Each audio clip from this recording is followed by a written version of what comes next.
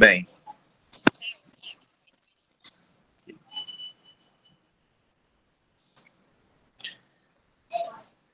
Bom, então, Evangelho segundo o Espiritismo, capítulo 5, Bem-aventurados os aflitos, item 3. Oi? Ainda não entrou a gravação. Não, aqui apareceu que já está gravando. Ok. O item 3, Justiça das Aflições. Somente na vida futura podem efetivar-se as compensações que Jesus promete aos aflitos da terra. Sem a certeza do futuro, estas máximas seriam um contrassenso. Mais ainda, seriam um engodo. Mesmo com essa certeza, dificilmente se compreende a conveniência de sofrer para ser feliz. Dizem, para se ter maior mérito. Mas, então, pergunta-se, por que sofrem uns mais do que outros? Por que nascem uns na miséria e outros na opulência, sem coisa alguma haverem feito que justifique essas posições? Por que uns nada conseguem, ao passo que a outros tudo parece sorrir? Todavia, o que ainda menos se compreende é que os bens e os males sejam tão desigualmente repartidos entre o vício e a virtude, e que os homens virtuosos sofram ao lado dos maus que prosperam. A fé no futuro pode consolar e infundir paciência, mas não explica essas anomalias que parecem desmentir a justiça de Deus. Entretanto, desde que admita a existência de Deus, ninguém o pode conceber sem o infinito das perfeições. Ele necessariamente tem todo o poder, toda a justiça, toda a bondade, sem o que não seria Deus. Se é soberanamente bom e justo, não pode agir caprichosamente, nem com parcialidade. Logo, as vicissitudes da vida derivam de uma causa e, pois que Deus é justo, justa há de ser essa causa. Isso, o de que cada um deve bem compenetrar-se. Por meio dos ensinos de Jesus, Deus pôs os homens na direção dessa causa e hoje, julgando-os suficientemente maduros para compreendê-la, lhes revela completamente a aludida causa por meio do Espiritismo, isto é, pela palavra dos Espíritos. Muito bem. Então, o texto do Evangelho é esse, um texto curto, não chega a uma página, e, no entanto, um texto muito profundo e que toca uma das questões mais importantes e que mais nos tem acompanhado ao longo da nossa história, que é a questão do sofrimento. Por que no mundo há dor? Por que há sofrimento? E se há um Deus, por que ele permite isso? E, aparentemente, permite que espíritos, pessoas melhores, às vezes sofram mais do que outros que nós consideramos que deveriam estar sofrendo. Pessoas muito equivocadas, endurecidas, e a vida parece que sorri para elas. E o outro ali que faz tudo para andar direitinho, fazer a coisa certa, e é uma série de atribulações, uma atrás da outra. Isso sempre nos atormentou, né?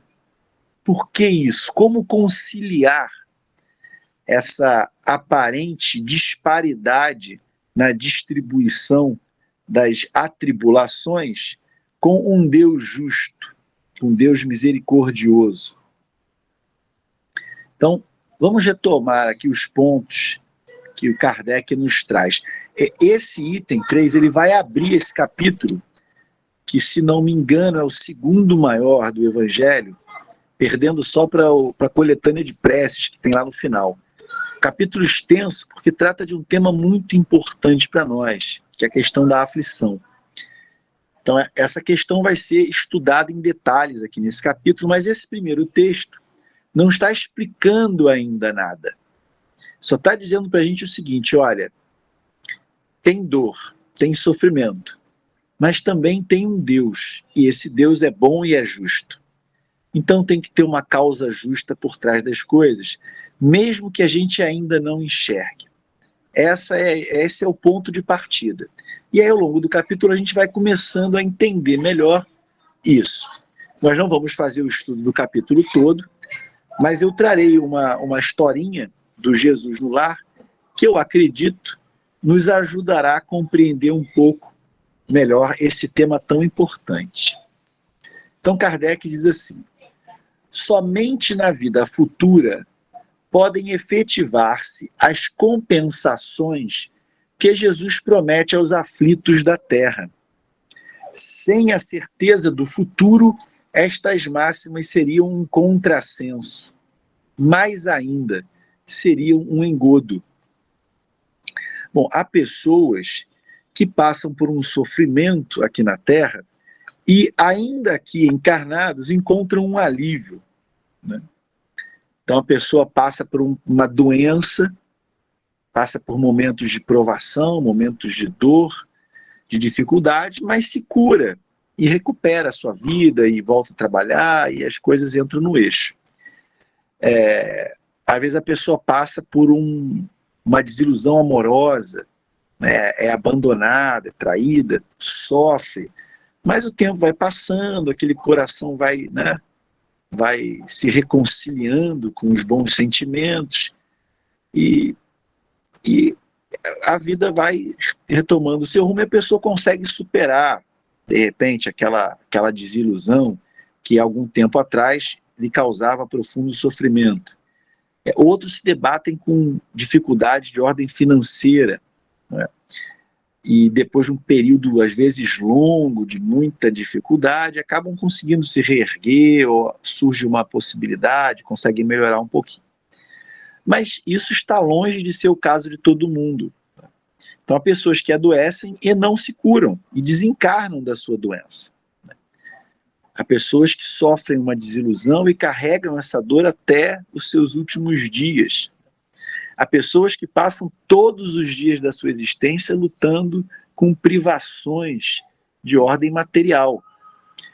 E certamente que Jesus não prometeu, né, tempos melhores só para alguns, né?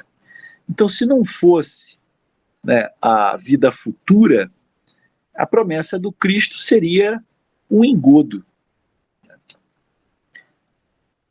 Contudo, continuou Kardec, mesmo com essa certeza, ou seja, a certeza numa vida futura, então mesmo que o sofrimento me acompanhe até o meu último dia de existência carnal, né, a certeza de que eu terei ainda outras existências, né, de que eu não vou terminar junto com o meu corpo no túmulo, mas que eu continuo existindo, essa certeza certamente me consola e me dá esperanças de que nessa continuidade da vida num outro plano ou numa próxima vida, as coisas sejam melhores. Mas ele diz, mesmo com essa certeza, dificilmente se compreende a conveniência de sofrer para ser feliz.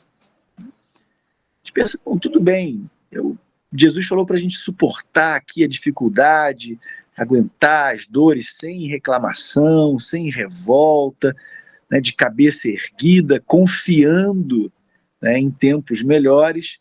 Mas, poxa, por que tem que ser assim? Coisa não podia ser mais fácil?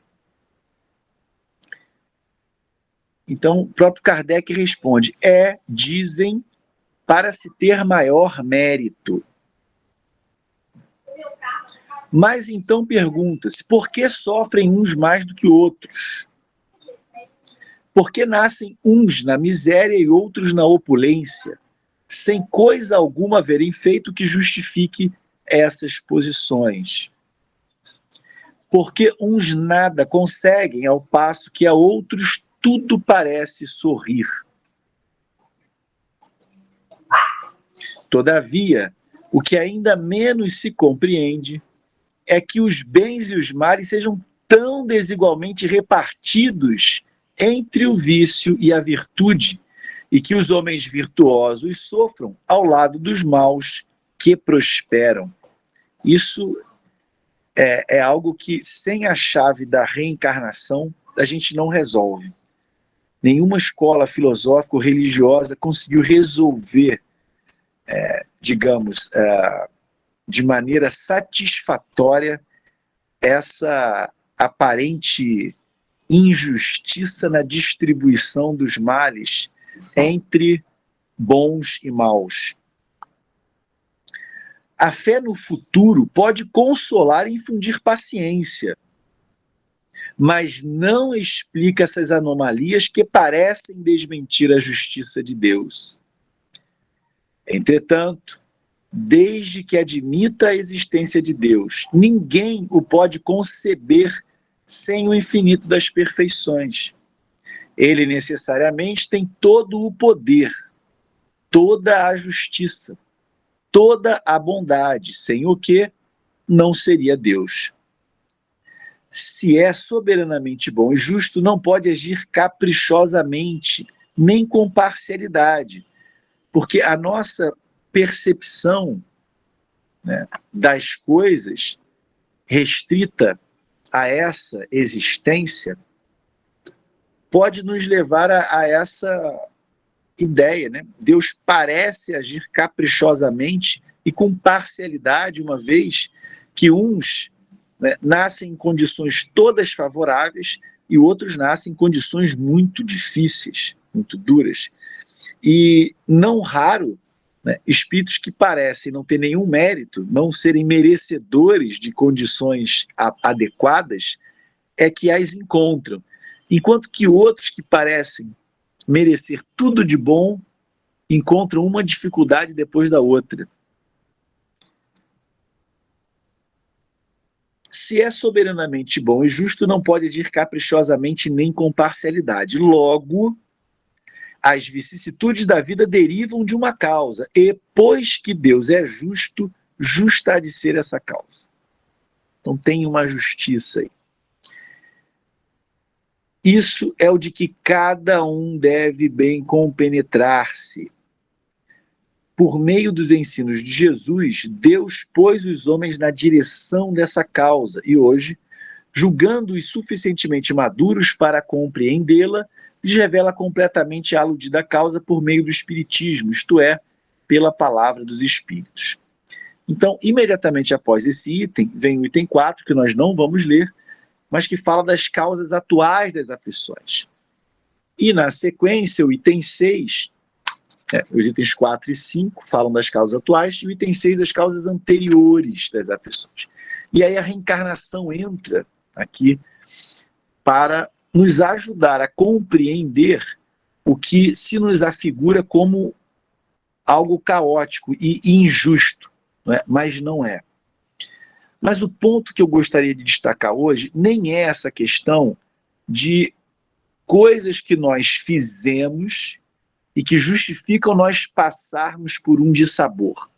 Então, eu errei, eu pequei contra a lei de Deus, eu transgredi as leis de Deus e agora eu preciso passar por um dissabor.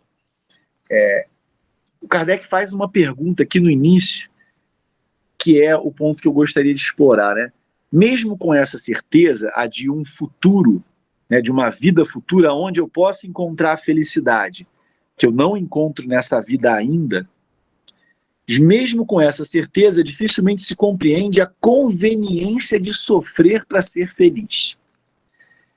Bom, Kardec está longe de ter sido a primeira pessoa a se preocupar com isso. Então o Néio Lúcio, nesse livrinho aqui, muito bacana, chamado Jesus no Lar, nos conta a seguinte história. Raquel, antiga servidora da residência de Cusa, então está falando do esposo da Joana de Cusa, né? Então lá na época de Jesus. Então Raquel, antiga servidora da residência de Cusa, ergueu a voz para indagar do mestre por que motivo a dor se convertia em aflição nos caminhos do mundo. Não era o homem criação de Deus? Não dispõe a criatura do abençoado concurso dos anjos? Não vela o céu sobre os destinos da humanidade? Jesus fitou na interlocutora o olhar firme e considerou. A razão da dor humana procede da proteção divina.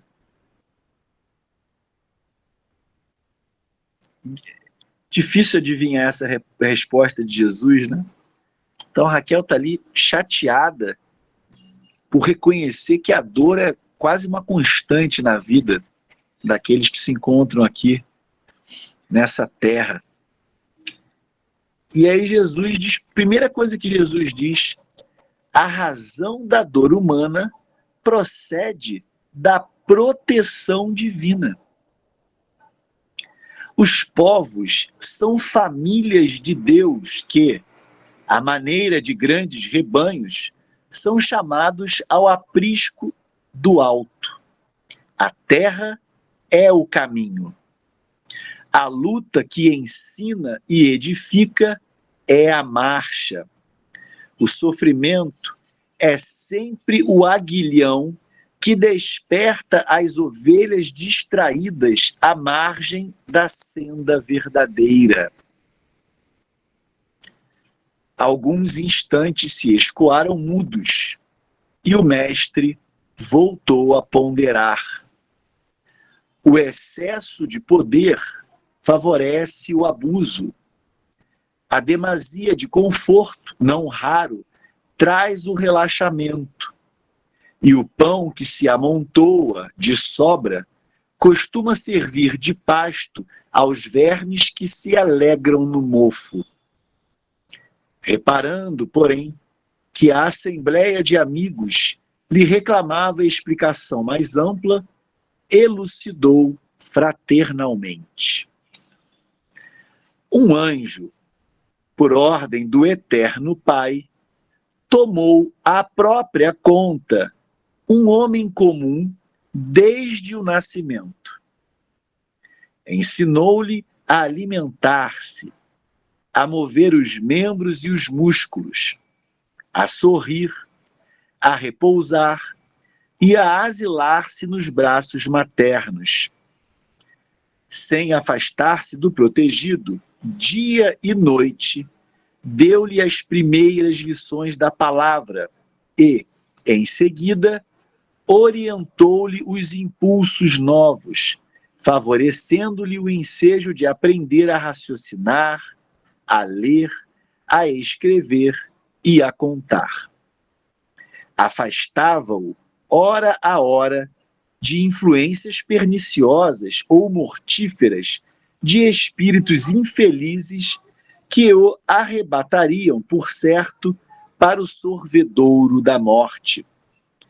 Soprando-lhe ao pensamento ideias iluminadas aos clarões do infinito bem, através de 1000 modos de socorro imperceptível, garantiu-lhe a saúde e o equilíbrio do corpo. Dava-lhe medicamentos invisíveis por intermédio do ar e da água, da vestimenta e das plantas. Vezes sem conta, salvou-o do erro, do crime e dos males sem remédio que atormentam os pecadores. Ao amanhecer, o pajem celestial acorria atento preparando-lhe dia calmo e proveitoso, defendendo-lhe a respiração, a alimentação e o pensamento, vigiando-lhe os passos com amor, para melhor preservar-lhe os dons. Ao anoitecer, postava-se-lhe à cabeceira, amparando-lhe o corpo contra o ataque de gênios infernais, aguardando com maternal cuidado para as doces instruções espirituais nos momentos de sono.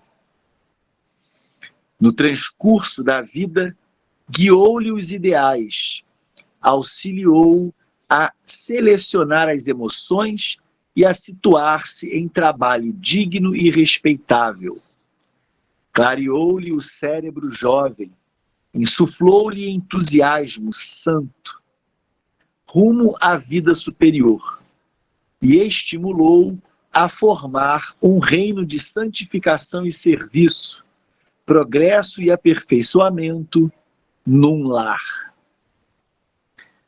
O homem, todavia, que nunca se lembrara de agradecer as bênçãos que o cercavam, fez-se orgulhoso e cruel diante dos interesses alheios. Ele, que retinha tamanhas graças do céu, jamais se animou a estendê-las na terra e passou simplesmente a humilhar os outros com a glória de que fora revestido por seu devotado e invisível benfeitor.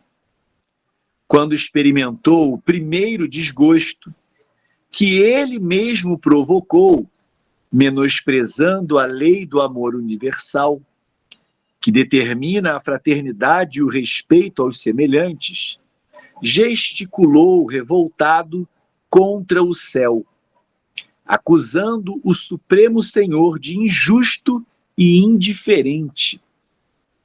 Aflito, o anjo guardião procurava levantar-lhe o ideal de bondade, quando um anjo maior se aproximou dele e ordenou que o primeiro, de sabor do tutelado endurecido por excesso de regalias, se convertesse em aflição.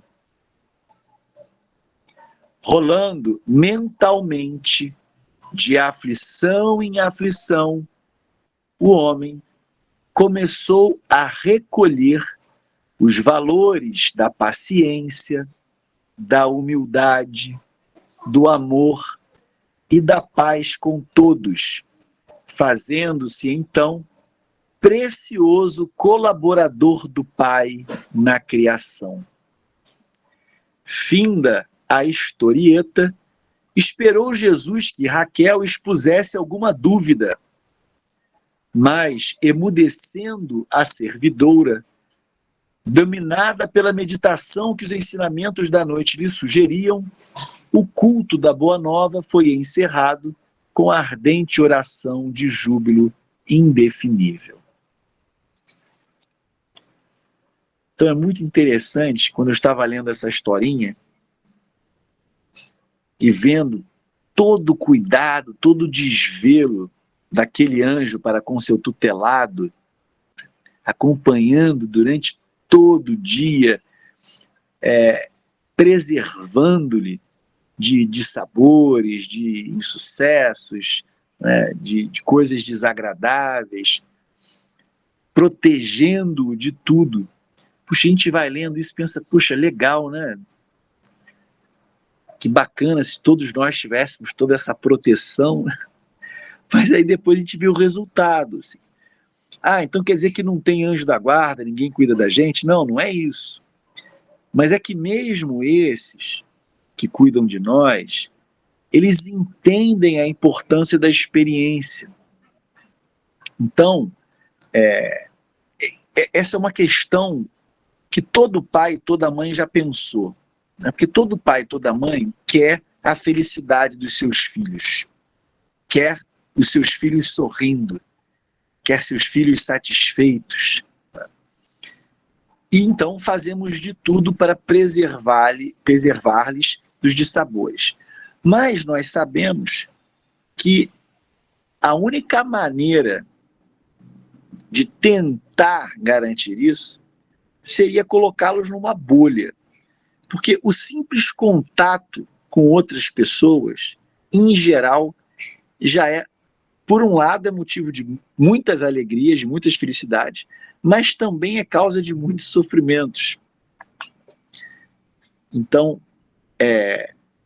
mais do que evitar que o sofrimento, que a dor, que algum dissabor, que a contrariedade visite os nossos filhos, é nosso papel prepará-los para enfrentar de maneira saudável isso que é inevitável, que são as dificuldades que a vida reserva. E é inevitável não porque Deus seja mal conosco, pelo contrário. Então eu vou voltar à primeira frase da resposta que Jesus dá a Raquel, quando ela pergunta por que dessas aflições todas. E aí Jesus começa dizendo: a razão da dor humana procede da proteção divina. Então você veja, tinha um anjo lá que estava ajudando o sujeito, de certo modo, no entendimento dele, mas estava impedindo o sujeito de ter experiências que seriam importantes para o seu próprio crescimento. Aí chega o anjo maior, ou seja, aquele que entende melhor as leis de Deus, e diz: não, deixa ele sofrer quando agir mal, deixa a tribulação chegar, porque é nessa condição que ele vai desenvolver virtudes que em outras condições dificilmente ele desenvolveria. Então, vejam, a adversidade, a dificuldade, a dor, ela não está presente apenas para que nós expiemos algum erro pretérito. Mesmo o espírito que evolui em linha reta, bom, certamente esse se forra a muitos sofrimentos que o espírito cabeça dura, aquele mais endurecido, tem que passar. Mas mesmo o espírito que sempre escolhe o caminho bom, ele certamente, da simplicidade e ignorância até a perfeição, passou por sofrimentos. E como é que esse espírito encarna no mundo primitivo e não adoece, não sente dor, não é abandonado, não é assassinado em nenhuma de suas encarnações? Quer dizer, nasce no meio de um monte de espírito ainda endurecido, mesmo que ele siga o caminho bom desde o início. Mas não tem nada ruim vai acontecer com ele em momento algum, nenhum sofrimento, nem físico, nem moral. Não é possível, o espírito não evoluiria assim. É o desafio, né, a adversidade, a necessidade de superar algo é que nos faz caminhar, é que nos faz desenvolver não só a nossa inteligência, como as virtudes. Né? Então você vê, o sujeito que aqui é poderoso, que fala do jeito que quer com todo mundo e não sofre consequência nenhuma, dificilmente desenvolve a humildade. Agora, se eu, né, tenho lá a minha tendência a responder à altura, mas, digamos, estou tratando com alguém que pode me prejudicar pela sua condição, a coisa vem aqui na garganta, você dá aquela segurada, porque não, se eu responder no mesmo tom, quem vai pagar o preço mais alto sou eu, então não vou fazer. Essa, em geral, é uma condição que nos chateia muito. Eu queria poder dar a resposta à altura, mas a minha condição de inferioridade em relação ao outro, né, hierarquicamente, me obriga a me segurar. Bom, é assim que a gente desenvolve a humildade. É porque se eu sempre venho, posso fazer o que eu quero, falar do jeito que eu quero, agir do jeito que eu quero, e ninguém pode me chamar a razão, porque eu sou o poderoso, vai ser difícil desenvolver humildade numa condição dessa, né? Então, eu venho numa condição dessa para aprender, de repente, a repartir, a fazer alguma coisa com condição financeira e tal. Agora, se eu sou muito vaidoso, sou muito orgulhoso, eu vou nascer numa condição bem subalterna, vou ficar muito chateado com isso, mas é nessa condição tentando evitar um sofrimento maior, que eu vou aprender a me calar, a ouvir o desaforo e não responder à altura. E aí, com isso, em algum momento, de repente, eu aprendo até a nem me ofender mais. Mas percebe que, muitas vezes, a situação que me incomoda, aquilo que eu gostaria que não acontecesse na minha vida, é que é a coisa mais importante e que vai me ajudar a desenvolver virtudes importantes e que me aproximam da felicidade real. Porque a gente quer uma vida confortável, que não tenha problema. Mas conforto não é sinônimo de felicidade. Ter uma vida em que ninguém te perturba, em que nada ruim acontece, é confortável, mas não garante felicidade. A gente vê que em lugares, às vezes, onde há abundância, países ricos, você sabe que a vida está garantida, que não vai passar nenhuma necessidade, e, no entanto, tem, às vezes, alto índice de suicídio. Pessoas que não têm um propósito de vida, que se sentem entediadas, que se sentem solitárias. Então, ausência de problema, conforto, a ausência de pessoas ou situações te perturbando, criando problema, não garantem felicidade. A gente chama isso de uma situação confortável, mas não garante que você vai ser, que a felicidade não está associada às condições exteriores, mas está associada a algo que você desenvolveu em você mesmo. E esse desenvolvimento só se dá em condições que trazem desafio, que impõem alguma adversidade. E é isso que Jesus, então, procura ensinar para Raquel. Então, você coloca o sujeito ali na bolha, e aí maravilha. A vida dele não traz nenhum problema para ele, mas ele não desenvolve as virtudes. Então, quando a coisa dá errado lá na frente, vem um anjo maior e diz, olha, não, deixa ele sofrer as consequências. E aí o sujeito de um dissabor em dissabor vai aprendendo a humildade, vai aprendendo a tolerância, vai aprendendo a perdoar, vai aprendendo uma série de coisas que são importantes para a sua felicidade. Então é interessante que toda vez que a gente pensa em providência divina, vou fazer um estudo sobre a providência divina. Então a gente fica procurando aquelas situações que o sujeito estava no maior problemão e aí aparece alguma coisa, aparece alguém e surge uma situação e tira ele do sofrimento. Ah, tá vendo? Olha como é que Deus cuida da gente? Estava quase tudo indo para o buraco e de repente vem alguma coisa e salva o sujeito na última hora. Aí você, tá vendo? Deus cuida da gente. E é verdade. Isso também é verdade. Mas a gente só costuma enxergar a providência quando tira o sofrimento. Mas o que Jesus está contando para Raquel aqui é que, às vezes, a ajuda de Deus é exatamente quando o sofrimento vem. Então o sujeito estava fazendo tudo errado. Se não vier o sofrimento, ele vai continuar fazendo errado. Então a providência de Deus para ele ali não foi retirar sofrimento, foi colocar sofrimento. Porque esse sofrimento é que reconduziu ele para o caminho bom. E a gente também tem que enxergar isso. A gente tem que ter olhos de ver isso também. Então Deus não ajuda a gente só quando a gente é curado. Deus já estava ajudando desde o momento em que a doença apareceu. A presença da doença, às vezes, já é a ajuda de Deus. E a gente tem que ter a inteligência de entender isso. Por quê? Porque se a gente sabe que é de Deus que a coisa vem, a gente sabe que é para o nosso bem.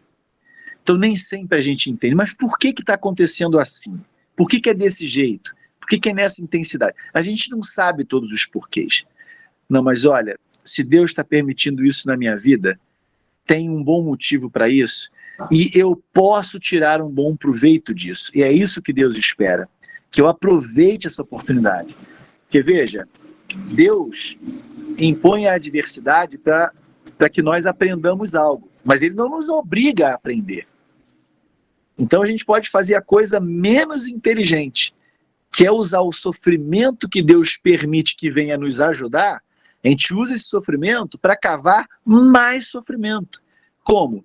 Nos revoltando contra esse sofrimento, reclamando de Deus, nos sentindo injustiçados, nos sentindo preteridos, ou então deixando que essa sensação de injustiça faça crescer em nós também a incredulidade. Daqui a pouco a gente está duvidando de Deus. Ah, não, mas se Deus existisse, eu não podia estar passando por isso. Como se nós soubéssemos de tudo. Não sabemos de tudo nem a respeito de nós mesmos. Quanta coisa a respeito de nós mesmos nós ignoramos. Mas não há nada que Deus não saiba. E Deus quer o nosso bem. Então, a gente fica muito satisfeito, né? A gente gosta muito de ter o controle. Mas, certamente, que para nossa felicidade é melhor que Deus tenha o controle do que nós mesmos. Não, então, Marcelo, programa isso. O que tem que acontecer na sua vida? O que você precisa passar? Desenhe a sua vida aí e eu permito que se realize. Se Deus me concedesse esse desejo, eu ia... Muito obrigado, Senhor, mas prefiro que você faça do seu jeito. Porque eu certamente não farei escolhas tão adequadas para mim como as que Deus faz. Deus sabe o tanto de sofrimento que eu preciso, a hora que eu preciso passar por ele. Então, é claro que a gente pode alterar esses planos, né? Que a gente mete os pés pelas mãos e ao invés de aprender com o sofrimento e desenvolver a humildade, né, eu não só não desenvolvo a humildade, como ainda me torno revoltado. Então, eu estou perdendo uma oportunidade e estou criando a necessidade de mais e maiores sofrimentos. Né? Então, é muito importante. A humanidade tem sido testada, a nossa fé tem sido colocada à prova, a nossa solidariedade, né, a nossa empatia, a nossa compaixão, a nossa tolerância, né, e a nossa fé. Nós temos vivido tempos difíceis, né, mas eu ouvi uma vez esse ditado e achei muito interessante, né? E nesse ditado, homens quer dizer humanidade, tá bom? Então diz assim, tempos difíceis fazem homens fortes. Homens fortes fazem tempos fáceis. Tempos fáceis fazem homens fracos. E homens fracos fazem tempos difíceis. Então, bom, eu não vou me aprofundar muito nisso, mas a questão que eu destaco aí é a seguinte, tempo difícil é que forja gente forte. Na facilidade, na maciota, a gente não cresce, a gente não desenvolve e, portanto, não constrói a felicidade. Então, a gente não pode reclamar das dificuldades que Deus permite que surjam no nosso caminho. Pelo contrário, temos que ser agradecidos e pedir a Deus a inteligência e forças para aproveitar de maneira correta e saudável essa oportunidade de crescimento que a dor nos traz. Então, nós somos ainda muito imperfeitos, a nossa tendência é de desanimar, é de se revoltar, é de se sentir injustiçado, é de ficar assim meio sorumbático, né? Ficar meio desesperançado, negativo.